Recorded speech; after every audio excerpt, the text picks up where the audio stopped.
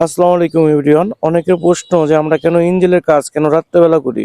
রাত্রে করার উদ্দেশ্য আমাদের যে দোকানে যে দিনের বেলা যে চাপ থাকে এই সময় ইঞ্জিনের কাজ করা হয় না, ইঞ্জিনটা নিখুঁতভাবে করতে হয়, তো এই কারণে আমরা রাত্রেবেলা এটা কাজটা করি, নিরিবিলি টাইমে করি। কাজটা খুব ভালো হয় ইনশাল্লাহ।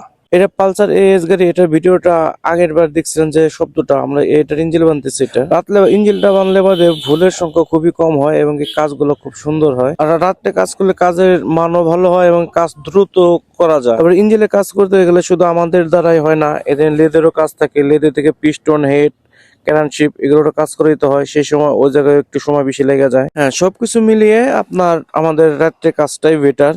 ইঞ্জিনের কাজ রাত্রেবেলা করলে ইনশাল্লাহ ভালো মান হয়, কারণ গাড়ির ইঞ্জিনে অনেকগুলো টাইমিং আছে। এই টাইমিং গুলো বানতে গেলে অমনোযোগ হলে হবে না, এই জন্য মনোযোগ দিয়ে কাজ করতে হবে।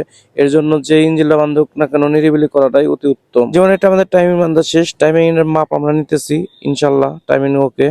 এরপর যা আছে আমাদের ক্লাস সাইড গুলো আমরা এটা লাগিয়ে তারপরে ট্যাবিট দেখবো। ট্যাবিট অবশ্যই ফিলার কাজ দিয়ে মিলাতে হবে, যেখানে একটা 4 হুইলের গাড়ি। দেখেন আমাদের শব্দ আলহামদুলিল্লাহ, এটা খুব সুন্দর হয়েছে, কাস্টমারের মন মতো হয়েছে। দোয়া করবেন আমাদের জন্য। আল্লাহ হাফেজ।